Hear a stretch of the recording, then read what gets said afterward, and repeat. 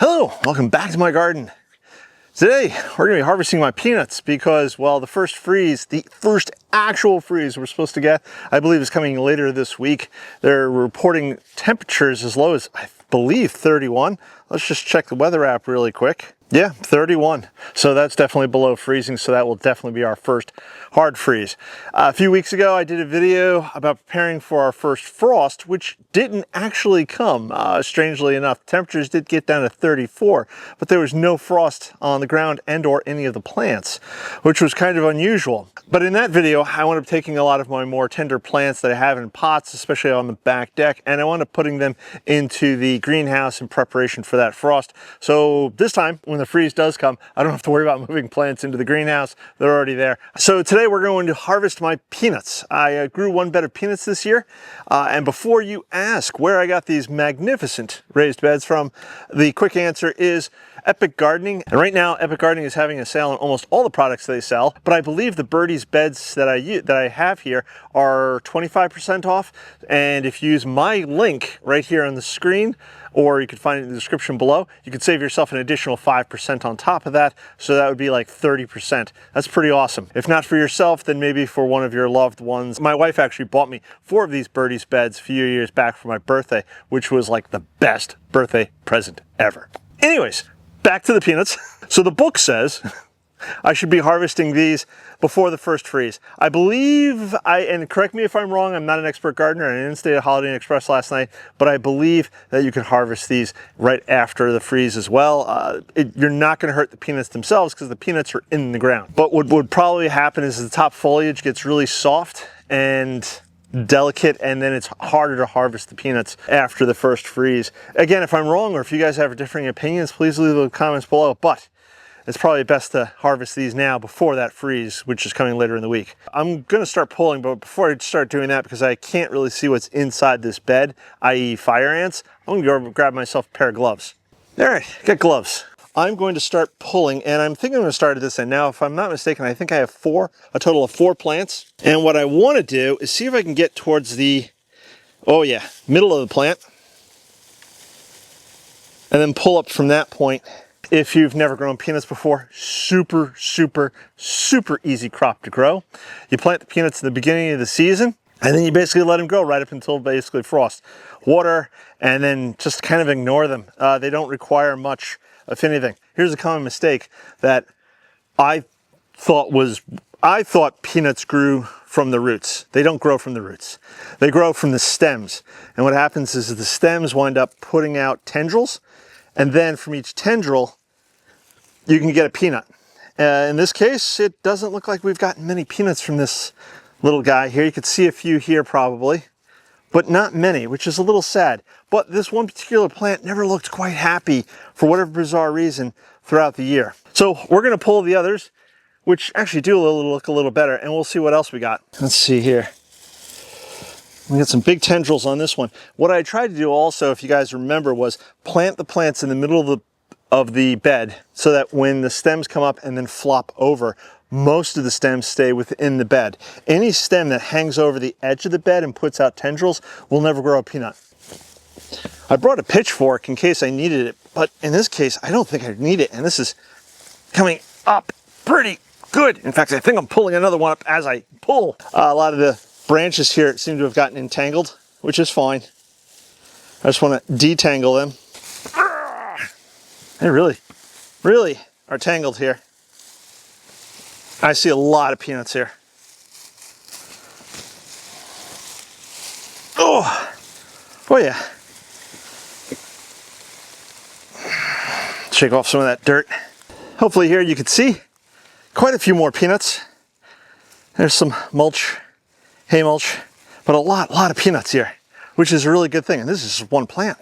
Yeah, the next one was coming up already. So let's see if we can pull this one out. And it's pulled the next one up as well.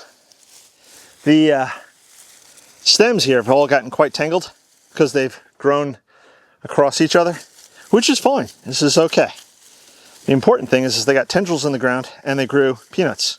And I see a lot of peanuts, which is really good, really good. There we go. Holy moly, that's a lot. It's a lot of loose peanuts that fell onto the ground as well. I'm gonna pick them up. And when I'm done with clearing out this bed, I'm gonna show you what I've done with all the peanuts. And this looks like the last plant. Oh yeah. And another not too bad batch. If you don't pick up all the peanuts from this bed, and chances are you won't, you'll miss some. I'm gonna have peanuts growing in this bed again next year. I may want peanuts growing in this bed again next year. I definitely like growing peanuts because they're so simple for me to grow. They grow very well here in growing zone 8A. They require virtually no care and or maintenance at all, which is wonderful.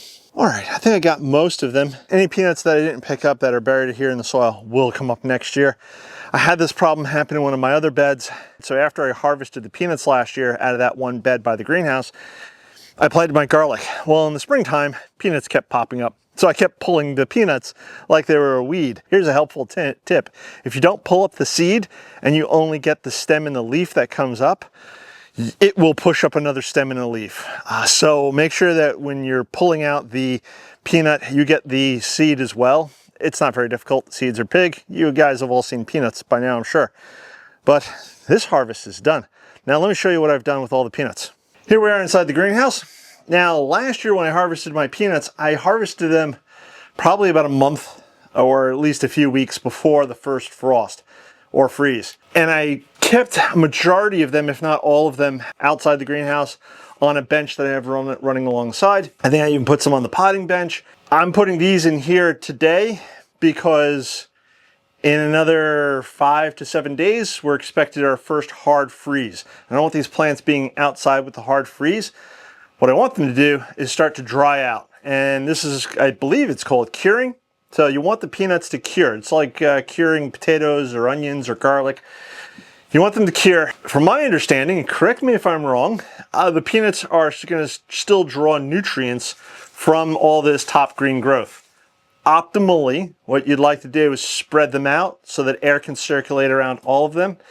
And what I found last year is that this green growth shrivels up, dries out really fast. So once that's done, once you wait about 2 weeks, you go a week to 2 weeks, depending upon where you live, the temperatures, airflow, circulation, blah, blah, blah, blah, blah, blah, the peanuts will cure. Once the peanuts are cured, then what you can do is you can pull them off of the stems, brush off any and all loose dirt, and then do what you want with them. You can roast them, you can boil them, you can make them into peanut butter if you want. You can do a bunch of different things.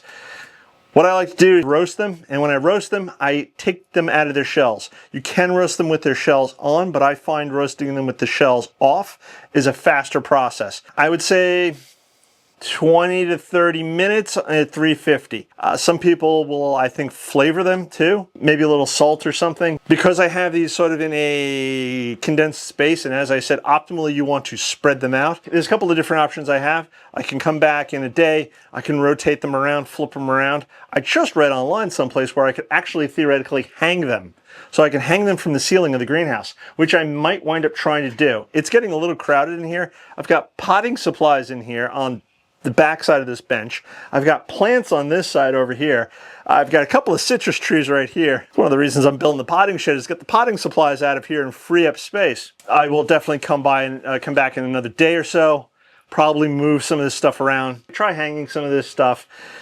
It won't be in here. They won't be in here very long, like I said, a week or two, and then I'll have peanuts. So if you guys grow peanuts, let me know in those comments below. If you're thinking about growing peanuts, I would say you should definitely give it a try. Sophie here says, if you haven't subscribed, please subscribe. Click that bell icon to be notified when I do post a new video. This way you can follow along with whatever antics I have going on around here in the garden. I still have to harvest my turmeric.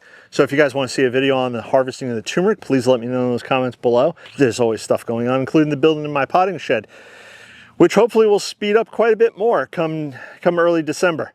So with all that being said, I'm going to catch you guys in the next one. Bye-bye.